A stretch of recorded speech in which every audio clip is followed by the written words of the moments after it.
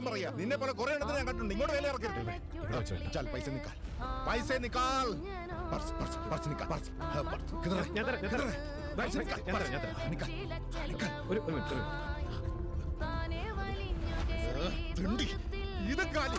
നിനക്ക് പോലെ പിച്ചെടുക്കാൻ മുക്കുറാ വീട്ടിൽ കിടന്ന് എങ്ങനെ വീട്ടിലും